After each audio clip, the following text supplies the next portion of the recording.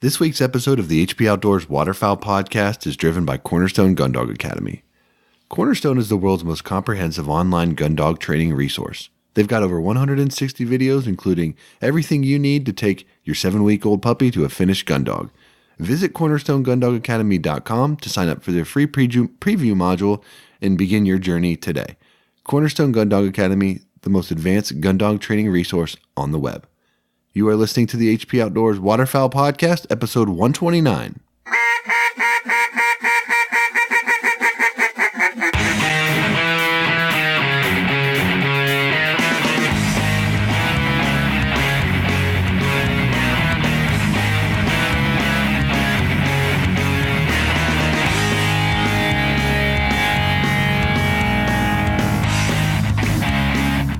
This week on the show, we're getting back to basics. We're talking field hunting for geese 101.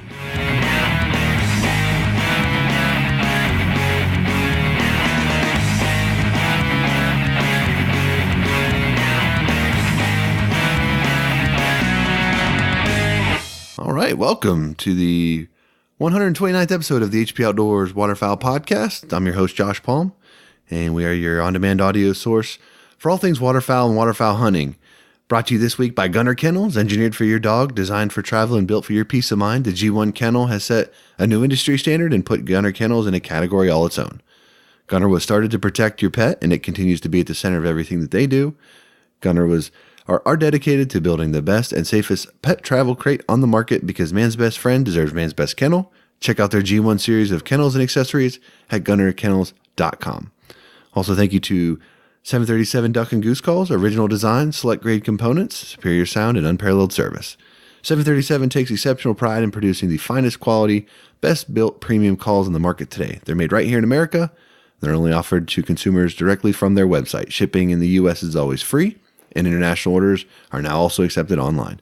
20-day money-back guarantee and a lifetime warranty accompanies every call purchased. 737 Duck Calls lead the flock. All right, welcome to this week's episode. We're talking field goose hunting 101. And if you're new to the show, you can go back into the archives and check out all the past episodes. You can find them over at iTunes, Stitcher, iHeartRadio, Spotify. However you get your podcast content, you can find our show there. You can also find it at hpoutdoors.com and across all the social media platforms, Facebook, Twitter, Instagram. If you're on Facebook, head over to our Facebook listeners group. You can hang out with a bunch of listeners of our show and our co-host Dan Harushka. Dan, what's up, buddy? Not too much, man. I have another just the tip of the episode. That's not really a tip, but cool. Send it. Yep. Well, I feel like most of our entire conversations are tips, right? Trying to help people. So these are just little nuggets. Maybe we should call it nugget of the episode. Anyway, ducks can produce more and better eggs than chickens. And this is something I saw and thought of because one, Tractor Supply sells ducks and chickens in the spring, right? Yep. And then a couple farms, you see duck eggs and chicken eggs for sale, whatever. And I've never purchased or eaten duck eggs, so this made me think twice. If you know a really good chef or baker, ask them whether they prefer duck or chicken eggs. And we'll bet that they'll say duck eggs 9 out of 10 times. That takes me back to like the calling over motion when you talk to like world champion callers, and they'll say motion every day. So this has to be something to it, right? 9 out of 10 good chefs or bakers. So they say why? They say duck eggs aren't just larger than chicken eggs. They also taste better and creamier, primarily due to their larger yolk to white ratio. Chicken eggs also tend to have a more sulfury flavor than duck eggs. So maybe next time that you drive by a farm that is selling duck eggs, try one out. I think I might have to try them now. I'm not even sure I knew that you could that they sold duck eggs like that. Yeah. I mean, that's weird. I don't know. Yeah, it never was on my radar. Yep. Interesting. And it says there's a few more things there, but some duck breeds can lay more eggs per year than the highest performing chicken breed. And it says 52 pounds of eggs versus 34 pounds of eggs. And they're much more nutritious. So how about that? What's what kind of ducks are we talking here? straight up like farm duck kind of thing? I guess. Yeah. I don't know. Hey. I mean, So how about that? throw the man bun up, dude. Go do some duck eggs. Get super hipster. The man bun. Organic, bro. Dude, my hair is falling out. I told you the key. I don't think I told you the key to success on that. I've been trying. Yeah. I don't know.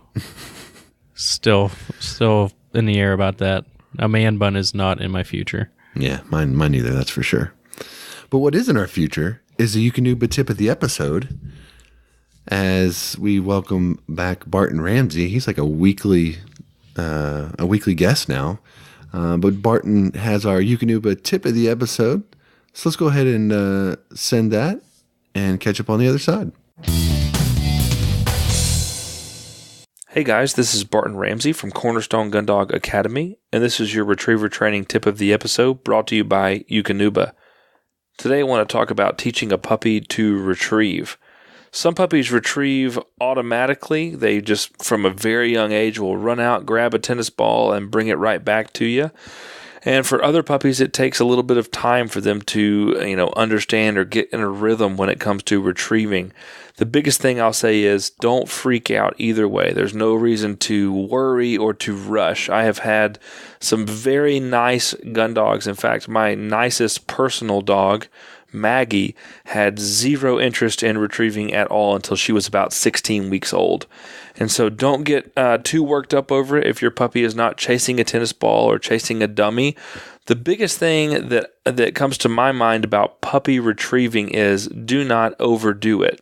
If you have a puppy who likes to retrieve or who's really into retrieving, this is a good time to continue to build up that drive. And so you don't want to sit there and just throw it and throw it and throw it until they're bored and want nothing to do with it.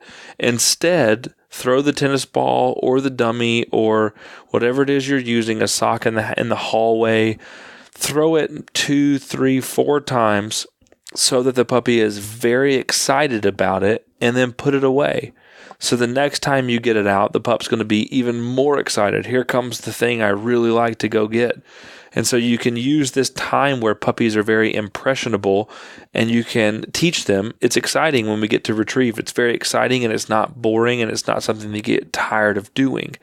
And by doing this, you begin to build the imprint, the foundation for working later on retrieving when it comes to marking or running piles or memories or blinds and all those sorts of things. That starts at a very young age. Again, if your pup doesn't want to retrieve at 8 weeks, don't worry about it. Just treat it like a puppy. Allow it to have fun, be a pup, mature on its own. And whenever it does pick up an interest in retrieving, even then, don't overdo it. Keep it simple, keep them short, keep the time of training short, keep your pup enthusiastic and engaged with you, and then shut it down a little bit before you would think to, before the puppy gets bored, and then next time you bring it out, hopefully your puppy is even more excited. Remember, you can always build drive up in a puppy. Once you have a pup who is 7, 8 months old, you're not going to be able to build any more drive into that puppy. You can always build a harness around that drive, but you're not going to be able to put that drive into them. So don't put too much structure around it when they're very young. Allow them to have fun, run out there, grab it, bring it back, give them lots of praise when they bring it back to you. Don't take it away from them too quickly. Let them hold on to it, be proud for a second, and understand when you do take it away, for the most part, you're going to throw it back out real fast. And don't steady up a pup at too young of an age. Allow them to run in, grab the tennis ball, grab the sock. You can always go back and add steadiness to the dog later on.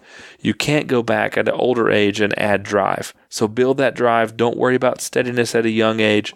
Don't worry if they're not super keen or super interested in retrieving at a young age. Allow it to be short, very fun, very engaging for your puppy, and you'll develop a retriever who loves to retrieve birds day in and day out. All right. Thank you to Barton, and thank you to Eukanuba for this week's tip of the episode. I think the puppy thing is probably one that a lot of people stress, right? Like they want to bring that puppy home and just see drive and retriever instincts like right off the bat. So if you're not getting that, I think a lot of guys would probably be pretty nervous out of the gate. kind of deal. Yeah, and like you said, don't get worked up either way if they do or don't. Keeping it short, 2, 3, 4 tosses, and then putting it away, which that is probably the most difficult part of it. Because, if they do it 3 or 4 times, you probably want to keep doing it. But like you said, you put it away, and then next time that you get that out, they're like, oh, that's a thing that I really liked. So it helps build that drive, like you mentioned. And I know, when Kimber was small, she would go and grab everything and bring it back. There's no issue there. But yeah, I'm sure that people could get worried if their dogs don't want to do anything. Yeah, at that early of an age. Yeah, especially I think, it's like, use Southern Oak Kennels as an example. You put a deposit on a dog, you wait 2 years or longer to get the dog. Obviously you're making a financial commitment to the dog as well. You bring it home, you're super excited, you've been waiting forever, a lot of anticipation's been building, and the dog shows no interest in retrieving. You're kind of like, okay. Yeah, what's going on? Not cool. So I could see how that would cause some anxiety for the dog owner. Yeah, so there's a lot of, it all comes back into not rushing the puppy, and I know that, I don't know if it was Cornerstone or Southern Oak Kennels, but there was a gentleman that had his dog out, started shooting over it at like 4 or 5 months, and I guess he has a pond that has some wood ducks. So he's like, I'll just take the dog out. Well, he shot a wood duck, and this is when it's like 7 months old. It went out, got the duck, shot another one, went out and got it. Well, now it's like 8 or 9 months old, whatever it is, maybe 10 months old, and is like scared of everything. So like he rushed into it and trying to backtrack a little bit now and understands that he might have pushed it. So take the time, let him grow up, let him be a puppy, and go from there. Yep. Sound advice. There you go. All right, Dan, on the topic of advice, this week we are going to dive into a topic and one that we know probably the best out of all the scenarios that we could do this with, and that's field hunting geese. And our thought process is this: throughout this off season, we know that we get more first time hunters at this time of the year than any other. Guys that maybe got exposed to some waterfowl hunting last season and kind of want to get out and do it on their own this year, or maybe they've been thinking about doing it or whatever it is. But, there's people out there right now thinking about waterfowl hunting for the first time, kind of on their own or first time in general this coming season. So we wanted to weave in, probably we'll do this several times throughout this off season, but weave in a little bit of kind of, I don't want to call it a deep dive, but I want to call it like back to basics 101 on some of these different scenarios. So kind of the way that the approach we talked about taking was, you and I have both been field hunting geese for a while now. If the situation came where we had to kind of like sell all of our equipment, move to a new location and start again, with the knowledge that we have, what equipment would we buy? How would we use it? How would we try to basically, if we had the benefit of knowledge, how would you expedite that curve to be successful again when you kind of are starting from nothing? Is that essentially what we're kind of shooting for here? Yeah. So we're going to pretend that you had to move. So you sold everything you had and you got to start over. So pretty much we'll go essentials and how to use those essentials with the knowledge that you have now and, what we've gained over the last few years of the podcast from talking to everyone. And it's funny because, we do enjoy the interviews and talking to people and seeing how they, built their programs or built their lifestyles and everything like that, or how they do things different. But we still want to stay with the tips and techniques for the people that are just getting into it. So, like you said, we'll do duck hunting and different scenarios there, diver ducks, whatever you want to get into. But I think it's cool. And then instead of, what is this, 129 you said? So instead of people piecing together 129 episodes, they can go to just one and concentrate on what they want to target in the fall. So that's our thought process, and hopefully it helps people in this coming year and over the summer, and thinking about things that they need to purchase if it is their first time going solo, or how they can help the people that they're going to be hunting with. Yeah, and I think we've probably touched on this topic several times throughout the history of the show, but as you mentioned, when someone's new to the program and they find our show and they look at 129 episodes, it's like, oh, where do I start? Well, if you're looking at having an interest in hunting geese in a field for the first time, and that's another thing I would say is this doesn't necessarily have to be for the first time hunter. This could be just for a seasoned hunter who's never hunted geese in the field, or never pursued them that way, or never pursued birds in the various other sort of forms and techniques that we'll get into as we go through this process throughout the year. So we'll be lacing these types of episodes in periodically to make sure that we're still staying true to kind of our roots and our core of tips and techniques, and sort of expediting that learning curve for new hunters. So let's go ahead and jump into this. And when you said essentials, we're talking essential gear, essential equipment. So admittedly, I'm going to kind of wing this a little bit. I haven't written anything down. But why don't you go ahead and start us off on some of your essential stuff? Okay.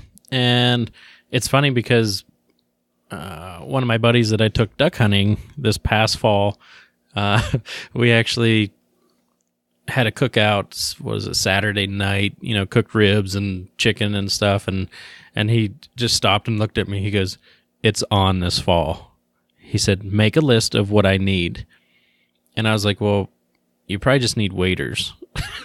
Because he wants to hunt. He wants to hunt a lot of ducks, So yeah. He had a blast doing that. But as far as, and obviously this is going to be different to where you live and kind of the weather that you get into. So, essentials. First, if you've never hunted before, make sure legally you are squared away. So your hunter safety, whatever, get that out of the way, get it done with. Second is your firearm, I would say. And third, I would probably want to be comfortable in the field. So I would think about where I lived, what kind of weather I would be getting into, and how to be comfortable in the time that I do take to go out in the field. And then from there, you have the rest of your equipment: blinds, decoys, calls. Yeah, I would say two things. I would take a pretty significant different approach to it than what you just said. This is why I like not prepping for anything, right? Because look, if you're a deer hunter, right? Yep. You've got the clothes you need. You're going to be covered up in a blind or some sort of concealment that you're going to work into your situation here that we'll get into. So wear your real tree, tree stand or whatever camo pattern, I agree. You got to be comfortable, but if you're hunting for the first time and your state has an early season, that might be in September. You might be wearing mesh shorts, Yep. Whatever it is. Chances are you got something in the closet that'll work for you. As for the gun, I would say if you don't have a shotgun, try to find, buying one is one thing if you have to, but if I'm starting from scratch, I'm not putting a significant amount of money into the gun initially. That's just me. I'm talking 870 type pump stuff if I'm going to buy one, but I would be more likely to try to find a buddy that might have one that I could borrow, or your dad or your grandpa or your cousin or your brother or whatever. Because waterfowl hunting is so gear intensive that it's not it's not like deer in that sense for me, where it's you buy, if you want to buy a tree stand or you want to build one, you can do that. You buy a bow and you can hunt with it all season long, that kind of thing. If you're deer hunting, you still have a bow and you've got shotguns you're dealing with. So that can get expensive, right? So I'm not trying to say do it cheap. I'm just trying to say if you're looking to get into it and go full into it, that first year can be super, super expensive. So if you don't have a shotgun, it might be wise to try to find a used 870 or something like that that will get you through those initial growing period years when money's at a premium. And then after you've got some of these other things that make your life easy, then maybe circle back and say, yeah, I'd like a semi-auto gun now or something like that. So that's kind of where I would go with it. I would say, though, that it's important to understand the rules and regulations. So if you've never hunted waterfowl before, there's going to be some nuance and some things that are unique to waterfowl hunting that you're probably not used to or might not be on your radar. So knowing the regulations is critical for both seasoned and new hunters, because things change year over year, bag limits change, etc. So like being up to speed on that, to me, goes kind of without saying. You got to know the deal. Okay, what's the next group of stuff that we're looking at? Yeah, and I just assumed that they didn't deer hunt and have that stuff. So, okay, so like if you don't deer hunt, for example, I mean, I'm talking John Devney's, man bun. Well, wants to hunt for the first time. That is a niche. That is not the norm. Right? I know, but if most guys out there could wear a pair of long johns and a pair of jeans, or like has a pair of Carhartts, or like something like that would get them through a hunt. Well, like I said, if it's early in the year, October, September, like it's probably warm in most places, or it's warmish. So you're not, you don't need like a set of Sitka Hudson bibs and like a couple merino bases to get started with, right? I'm not saying that. Okay, let's do this. Let's do this. You just moved.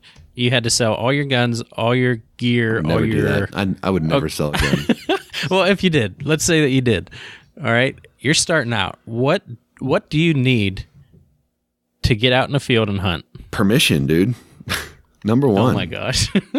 Well, I mean, what are you gonna do? You gotta just go walk out. I mean, you gotta get permission. You gotta scout. Right. You gotta do all that stuff. So, are you saying that that's all been addressed too? And we're talking like now the hunt is on, and I need gear. We're saying that there's a lot of public land around you that you can hunt. And bold move. Okay. Yeah, bold move. Equipment wise, what do you need? So, what do you need when you move to this new place? Yeah. So the two things that I would say, particularly if you're hunting public land, I'm going to make an assumption that we're probably hunting traffic, right? And I mean, I think that matters, right? Because if you're hunting the X, what you need is very much different than if you're hunting just a field that you have access to, public ground or whatever, right? I mean, we're talking two different situations completely. But assuming that you're just hunting wherever you can get in, and you're a guy working during the week, and you don't have a lot of time to scout and all that kind of stuff. For me, I'm looking at cost-effective, lightweight options that get me as big as I can get in the field, as one thing, and then two, an effective way to conceal myself while I'm there. So, if it's something that I'm, public land, I'm assuming you're carrying it in. You're going to be walking for a ways, so. I'm looking at what? I don't understand what's going on here. No, I like it. Well, apparently you have something in mind, so please. I'm just saying this is our 101. So some random guy comes up to you and says, "Josh, I know you run a podcast. I have absolutely zero gear. Write me your top 10 items that I need to go out and actually hunt." Okay. Well, I can say 5 things, but that's not going to do anybody any good. Right? No, and then you shouldn't go out and buy stuff just for the sake of buying it. That's I'm not idiotic. saying that. And then we can talk about how to use those things.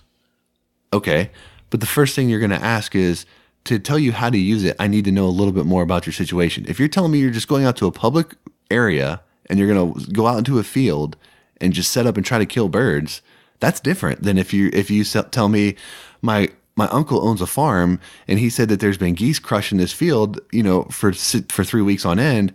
I'm going to go out there and bang them up. What do I need to do? Right? I mean, that your answer is going to be different, right? Right. So I think we need to kind of define some parameters for how I'm going to answer the question. Okay. We'll stick with the public land. Okay. I mean, you're crafting the scenario here. I mean, I'm just, but assuming we're hunting public land, you have to assume that you're going to be carrying things in, right?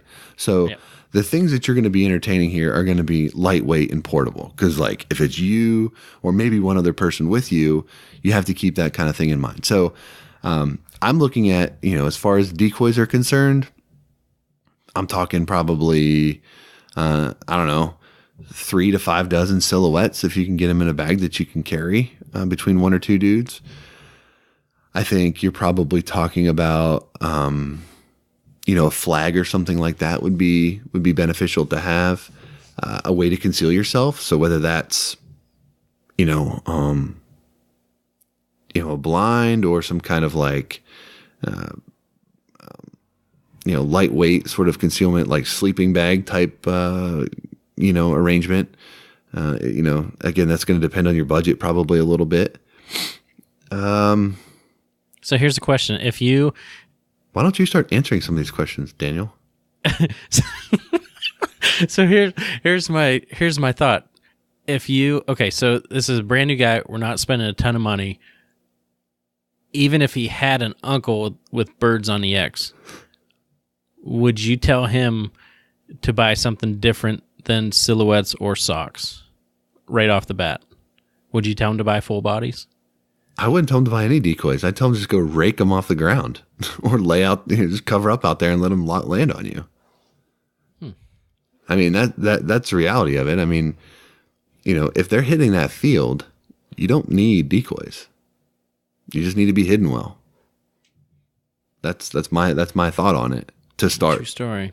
Because let's be honest, like your decoys play a lot of different roles in the hunt, right? How you set them and how you use them to position birds, but a lot of that's in concert with calling and things like that, which as a new hunter you're probably not going to be too skilled at. So I'm thinking of ways that you can be successful without needing the skills that you will ultimately develop over time, but that you're not just going to show up to the field on day one with, likely, right? Right. So, I mean, what do you do? What do you do if someone asks you that question? I would probably interrogate a little bit and ask kind of what their situation was. Interrogate. Well, you know what I mean. As get all the info I can. Have they hunted before? What did they use? Was it successful? And then what? Pretty much. The thing is, man, I think I would probably go with telling them to buy some socks or silhouettes to add into it, and that's if. I guess I can't even assume that they know if birds are landing there. I'm thinking this is like midsummer and they're getting ready to approach the fall season. So if that's the case, if it's this summer, a brand new hunter asked me what they needed, I'd probably make sure that they were squared away with their gun situation, whether it be borrowing or buying if they, whatever their situation called for. Blinds, I agree with you there. You have to be hidden. That's about the most important thing. And then a cheap way, whether it's a cheap way for decoys. If it's silhouettes, socks, borrow, whatever it might be, we'll assume that they have the correct clothing for where they live in the wintertime or the hunting season, whatever it may be for where they are.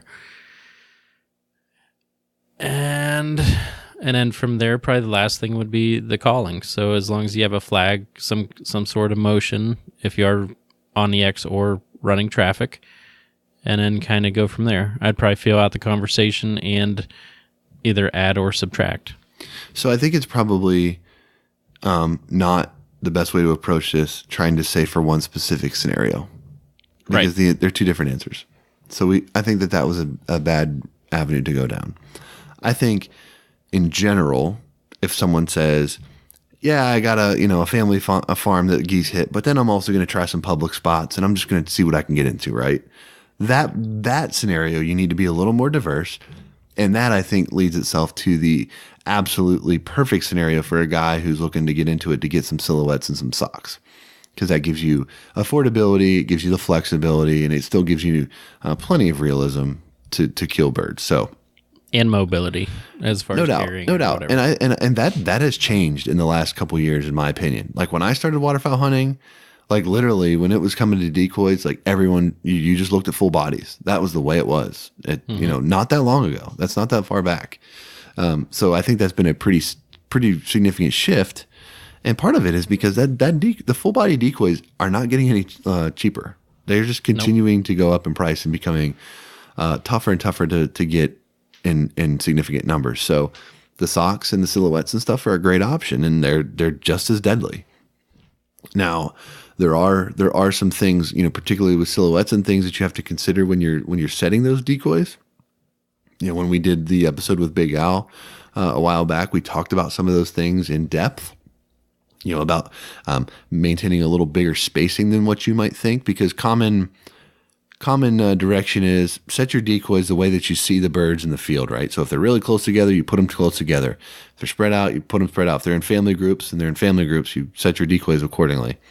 But with silhouettes, you need to maintain much bigger spacing between the birds and pointing them on different angles, because they're only two-dimensional. So there will be times within the bird's flight path, depending on how high off the ground they are, where some of the decoys will essentially disappear because they won't be broadsided view, if that makes sense. So as birds circle and they approach, different birds will come into view and different will disappear, which gives you that perception of motion from the bird. Allegedly, that's what they say. So that's certainly something to consider. That's a little more nuanced than just setting up some full bodies, because as when we had Sean Stahl on the show, he advocated very strongly for like the dump spread. I just dump the decoys out, throw them out, and we'll hunt. Right? You can do that with full bodies. There's probably a little more thought that has to go into it with silhouettes, just for the reasons I mentioned earlier.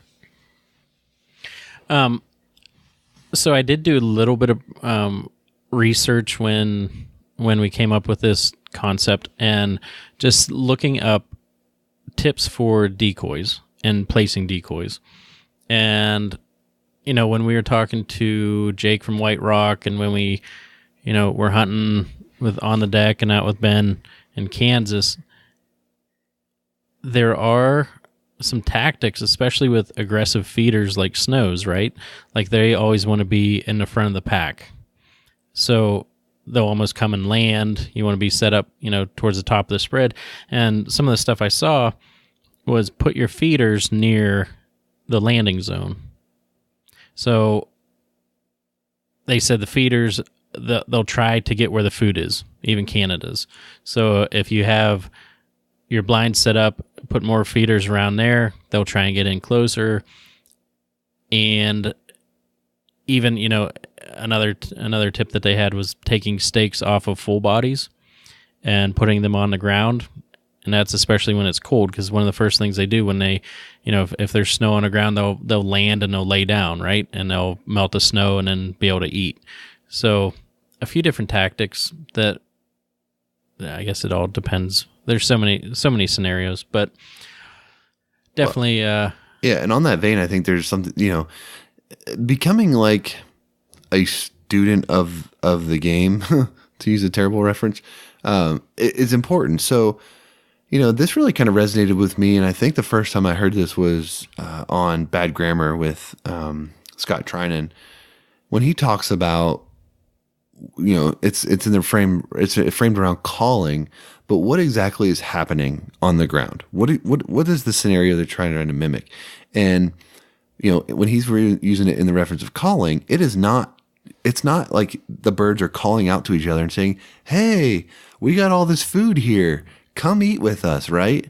They're calling and saying, "Bro, this is my food. Back up." Like, they're more aggressive in that sense of like, they're when you think about their little pea brains, it's like they're thinking about like safety and like food, right? And like just surviving till tomorrow.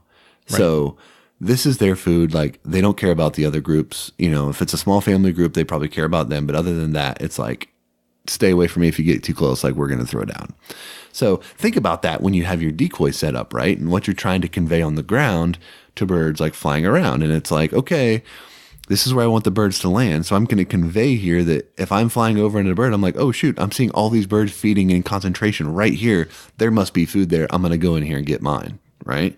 So without even calling to the bird, you can convey sort of those spots within your decoy spread of where you might want them to land.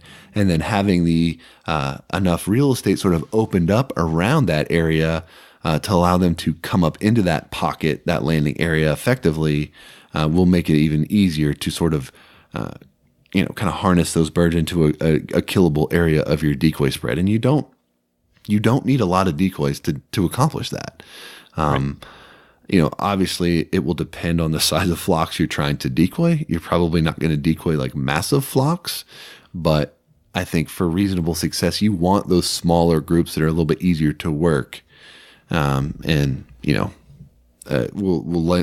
typically lend to your most success. Less birds on you, less eyes looking, less to fool, all that kind of stuff. So definitely kind of consider what you're trying to convey to birds when they're coming. Don't just say, well, I'm just going to put one here and let me mark 40 yards over here and kind of whatever, put a little bit of thought into it. And, further to that end, you have to figure how is your hide going to be incorporated into that spread?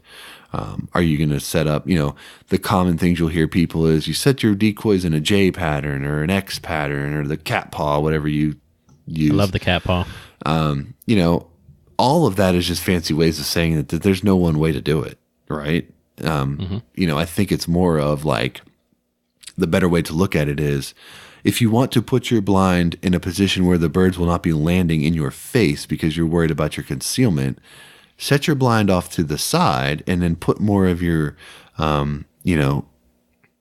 decoys in a pocket sort of upwind of you, where these birds that are going to come into that feeding area where they believe the food is, you will be on that downwind side as they're landing into the wind to get prime shooting opportunities. Hence sort of the J pattern, right? Or something like that. Right. So, don't go into a field and think, well, I read on a goose forum that I need to set my decoys in a J pattern. So that's what I'm going to do, damn it. And it's like, well, but what do why are you doing that? What are you trying to accomplish here? And think that through. So ultimately you may end up in a J pattern, but do it because that's the situation that's going to make you most successful, not because you read it on like a forum. Okay, let me ask you a couple questions. Okay. All right. So you sold all your stuff, so you have cash in hand. And this is not for a new hunter, this is for you. You just went to a new place. What would you buy for a blind? That's a really tough question for me. I don't hunt from blinds that much. So budget matters, right? I mean, no budget. You have a lot of cash in hand right now. Okay.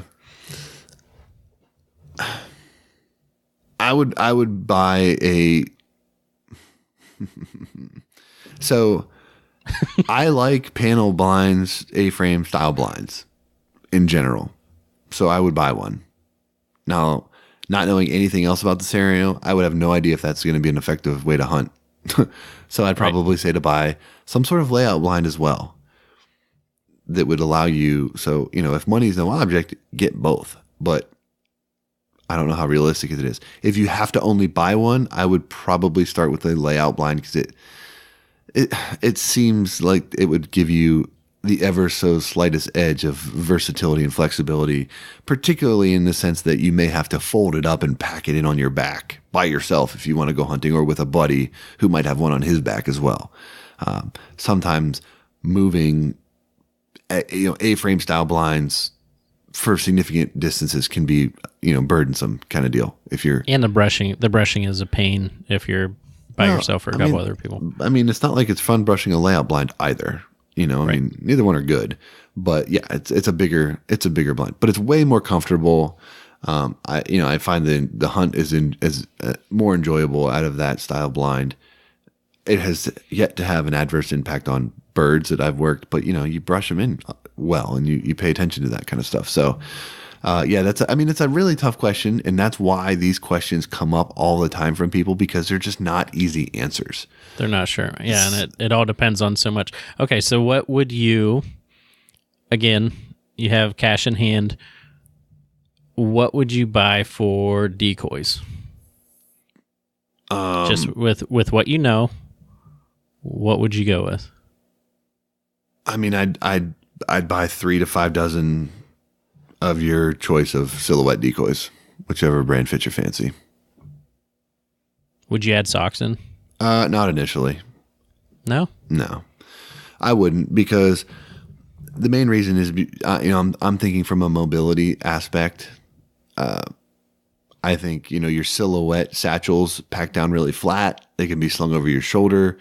Most socks bags that I've seen are a little bigger. They hold more. I think they work. I mean, I think silhouettes are more than effective to kill birds. So I don't think you need any more of that than that. That doesn't mean that you can't, you couldn't get socks and only buy socks and kill over that too. Because I think that would probably work just as well. But for me, my go-to would be just straight up silhouettes to start. I like it. Okay, so you have your gun squared away, you have your hide, you have your decoys. What's next on your list?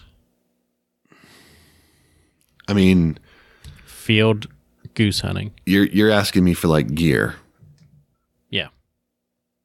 So we're assuming that I've got permission and that I've scouted and I have places to go and I have a reasonable we're not worried expectation about of success. that. Okay. It'd be a flag. It'd be a flag for sure.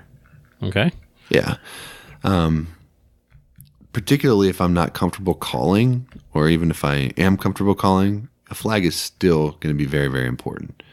So that's something that, you can use all the time from great distances trying to pull birds in. So it's just another tool in the toolbox that is pretty inexpensive, doesn't take up a lot of rooms, easy to transport. And I think it's a pretty good piece of kit to have. Yeah. So then your call would be last, pretty much. Yeah. I mean, I would not focus on the call initially. If I'm coming out of pocket for all these other things, I mean, yeah, I mean, the first call I ever bought was like I can't even remember. It was like a Heidel or something weird. And then I had the zinc power clucker polycarbonate that I learned the basics on. And I bought several other polycarbonate calls over the years before I bought my first acrylic. And now I'm at the point where, I've got all acrylic and some wood calls. But I don't think I can't say that I'm killing a bunch more birds now because I'm blowing better calls. I'm killing more birds now because I know more about how to pursue them, right? It helps to have calls that you're comfortable with and that you can use as another great tool, but there's a lot of other tools that work just as well. So that one takes a little more time. But again, if you're on the right spot, you don't need to blow the call. I agree. I like it. So. What else would you tell a first timer or someone going out on their own? I'm just trying to think like what could help other people listening to this episode right now. New guy. What else would they want to know? I would say, if you've only hunted water, for example, and you're going to start hunting fields, it's a completely different ballgame as to what you're looking for, right? I mean, when you're looking at a field and kind of thinking about how you might want to set it up, you got to understand, like, birds are super smart. Like, they might have dumb little tiny brains, but like when it comes to surviving till tomorrow, like they're usually pretty good at that. So, I mean, we've seen it a million times where you're scouting a field and you can't see from the road that there's birds out there, but all of a sudden a flock comes in and they're locked from like way out and they land. And when they land, they're out of sight. And you realize there's a depression in that field that you just couldn't see where all the birds are from the road. So that next morning, as someone who's maybe been doing some research on like a internet forum or something like that, conventional wisdom might want to tell you, hey, let me go up and, in that area of the field, but if there's like a little higher spot that I could get up on top of where maybe birds will see me from further out and all this kind of stuff, like that might be what in your mind you think is like where you want to set up.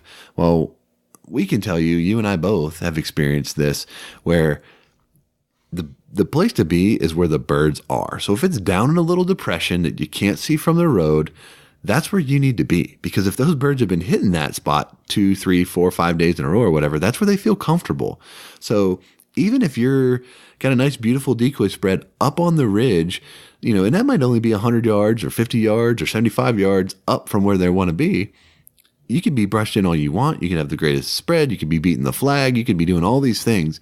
It's not going to matter if you're not where they want to be in that situation. Like if you're trying to get them to move in the field that they've been hitting for several days and they're comfortable, it's going to be very, very difficult to do. So I would think about, how am I going to set myself up in situations that may or may not be ideal to me? My visibility might be limited when birds are approaching and things like that. That I think is a piece of the puzzle that a lot of guys kind of overlook, and they think that, well, I'm in the same field that they want to be in, so that's going to be good enough. I'll be able to get them to work me like however I want them to or whatever. And it's just been my experience that while it may happen like that, it's not always going to happen like that. There's going to be, if you do that enough, you will have days where they will land 75 yards outside your decoy spread and you'll watch the whole flock finish out there. Yep. So, sometimes you got to just like throw away the conventional wisdom and sort of the generality and just sort of like get in there, right? And go where they want to be, no matter how less than ideal it may be. I mean, that might mean you need to figure out how to have your layout, with a neoprene bottom and sit in some water. Maybe there's a little wet spot back in a field that you didn't know was there, and they want to be in that area. You better figure out how to get there, because as soon as that first group finishes in there, you're going to watch the show the rest of the day. Like, you're not going to pull birds off of the real thing. So, I think that's a big thing.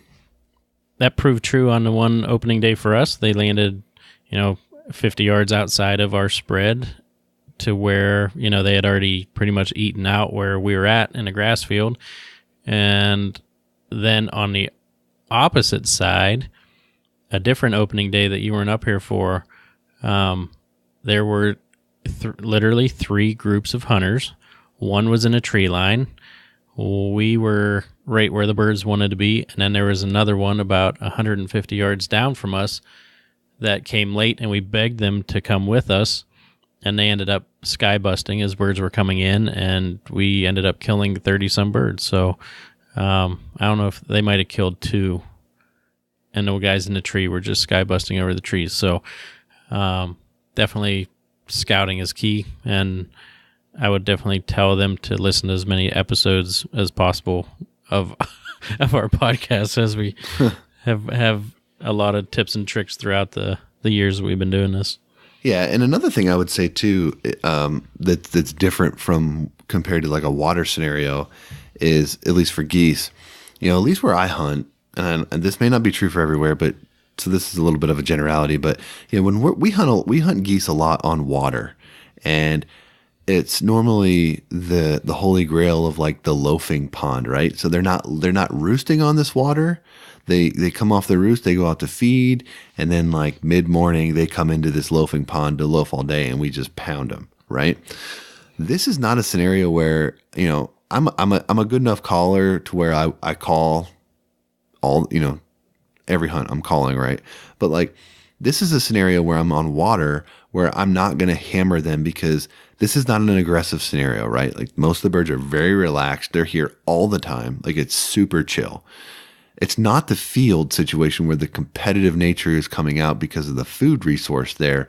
So, kind of having a game plan for your calling, if you've got the skills and the capabilities to call, is probably something that's going to be different for you in the field. Like, you can be more aggressive in the field. And in fact, if you listen to, Scott Trinan's Bad Grammar, he will actually tell you, most guys, as birds are approaching, they want to shut up and get quiet on the call and try not to like blow the birds out.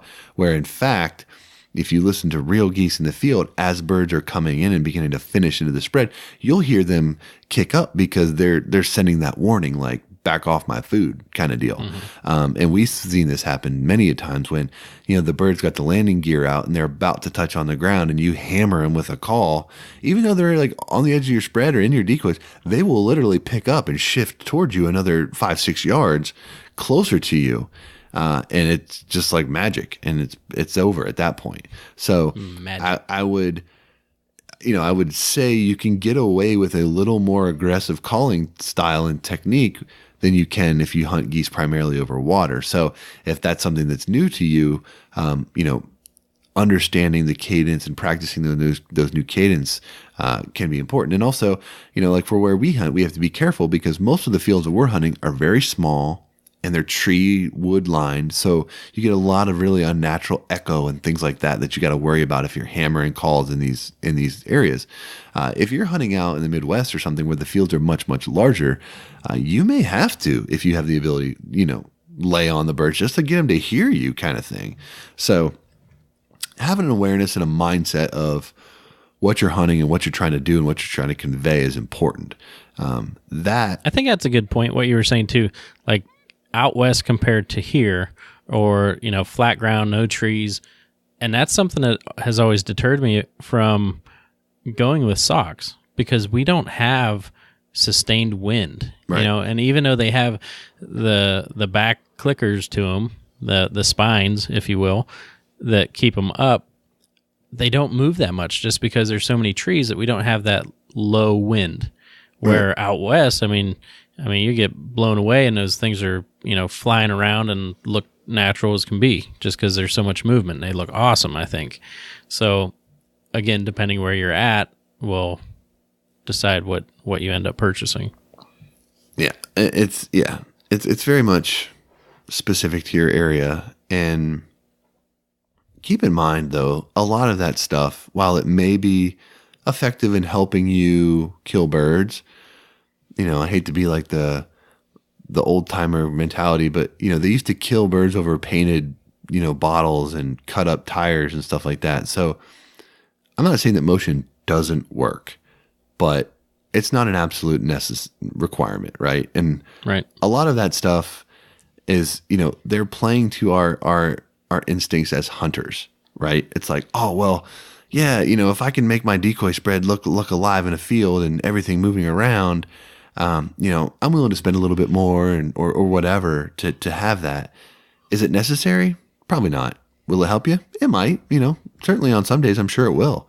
But it's like when Sean Stahl was on the show and he's talking about how natural is it when you got movement in your decoy spread and everything is quiet, right? On there's days with no wind, like you would expect less movement. If you're getting a lot of wind, those are the days that you would expect movement and that you don't need to add it in. The decoys naturally move. So it's kind of like, it's an interesting dynamic. But I will say with the socks, the material is lightweight enough where even small amounts of wind will probably have a little more impact than what it would on, trying to get like a full body to spin a little bit. Mm-hmm. I've just personally never worried about it too much when hunting field geese. And I'm not saying that this is like everybody. I like motion flagging from a distance, but I've seen just too many birds killed over Bigfoot decoys that don't move, at all. They're just statues out there and birds just falling all over them. So yep. I wouldn't stress that too much. And this is the thing that I bet you a lot of guys fall into, because I know I fall into it sometimes, even as someone who's hunted for a while, is that first group that comes in that doesn't finish and do it right. You immediately start second guessing yourself, and, well, I should have done this with my equipment, or I should have set my decoys here. Maybe we're not brushed in good enough, and all these kind of things. Like, it's second nature to second guess everything when it doesn't work right the first time, when it just might be a group that didn't want to be there, just didn't want to finish, right?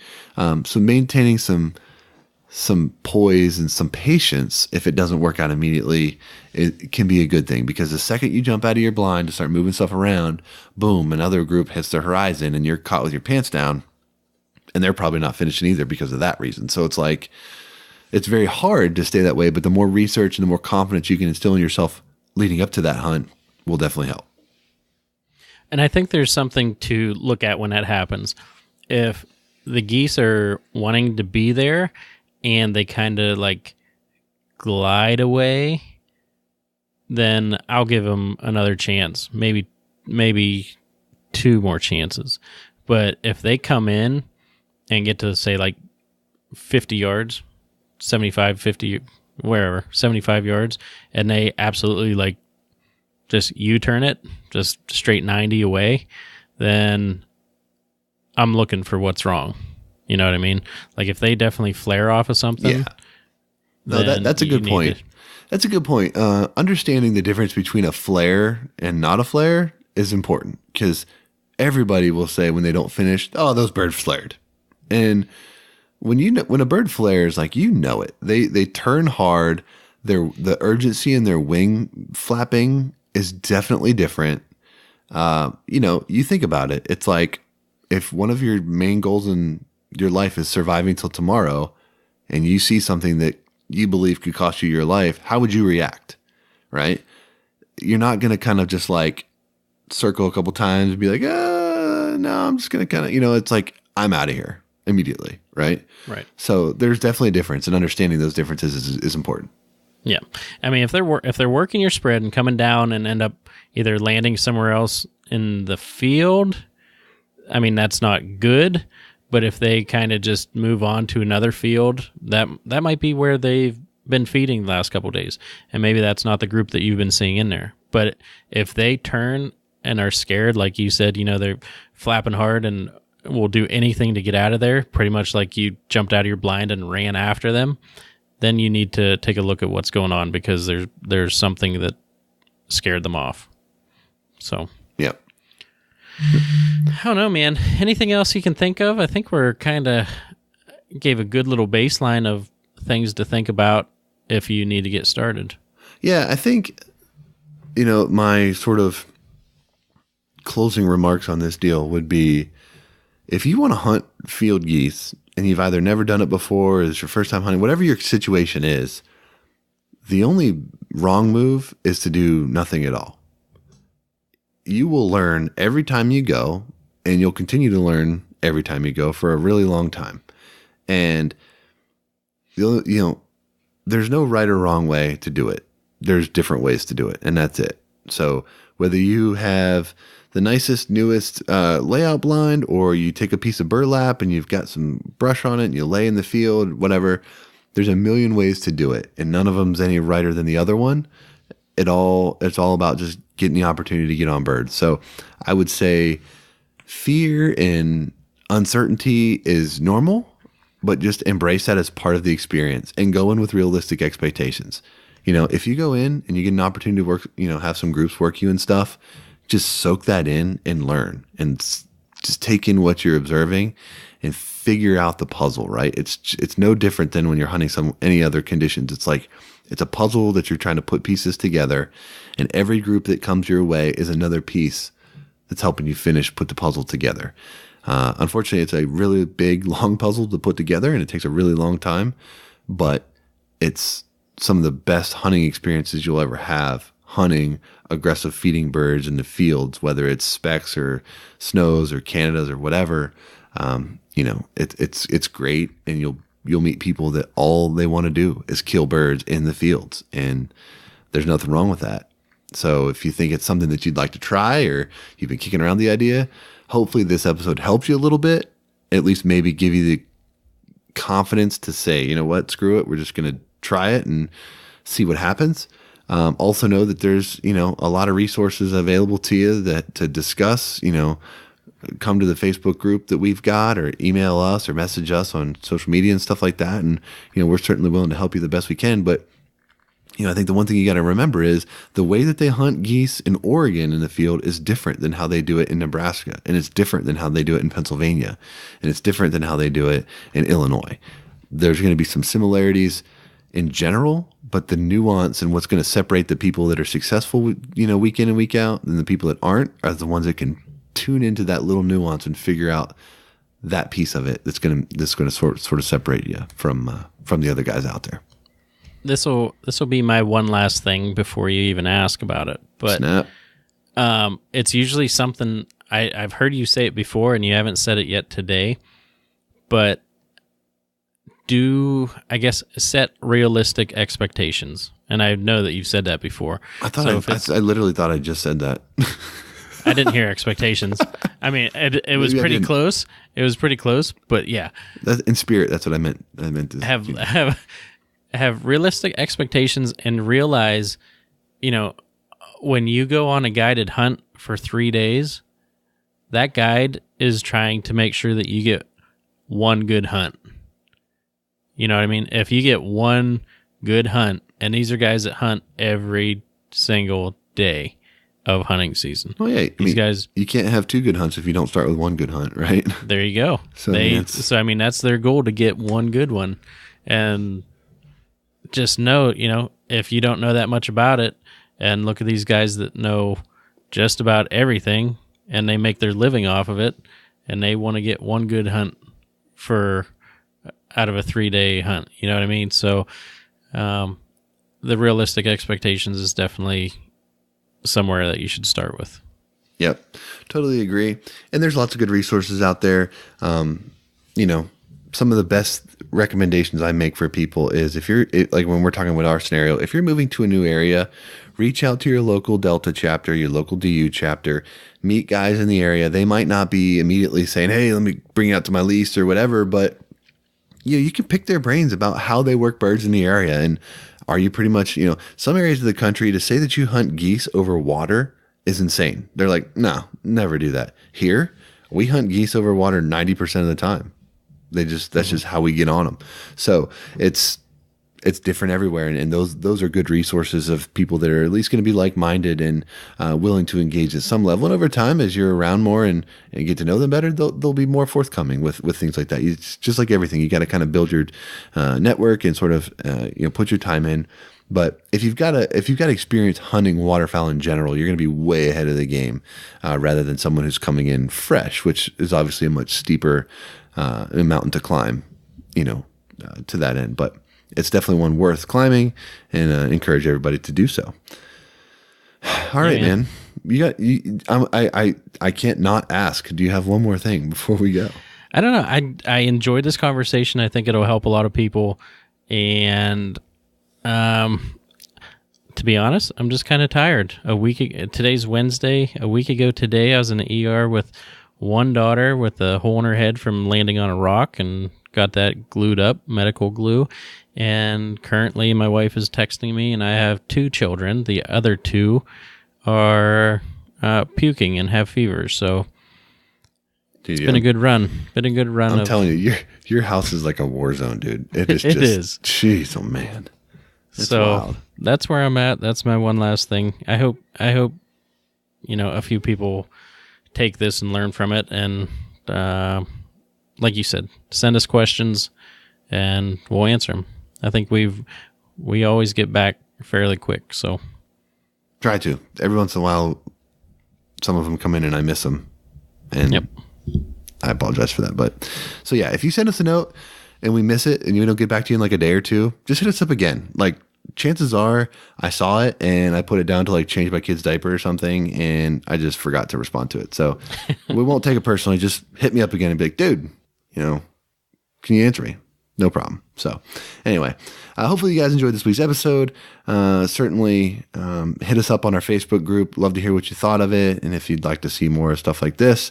Also want to take a minute to thank Gunner Kennels, 737 Duck and Goose Calls, and Cornerstone Gun Dog Academy, the world's most comprehensive online gun dog training resource with over 160 instructional videos, including everything you need to take a 7-week-old puppy to a finished gun dog. Visit cornerstonegunDogAcademy.com, sign up for their free preview module, and begin your training journey today. Cornerstone Gun Dog Academy, the world's most advanced gun dog training resource on the web. Also, thank you to Eukanuba and Barton Ramsey for this week's Eukanuba tip of the episode. All right, that does it for Field Hunting for Geese 101. Hopefully you were able to take a little bit away from this week's episode, and if you're new to the game, hopefully you were able to take a lot away from this week's episode. We've got a lot of other episodes from the past that we've covered similar topics. Definitely encourage you to check them out at hpoutdoors.com or also on iTunes. While you're there, you can leave us a 5-star rating and review. It'll help other hunters just like you find our show. So thank you so much for tuning in this week. For Dan, I'm Josh. We'll see you next week. Take care.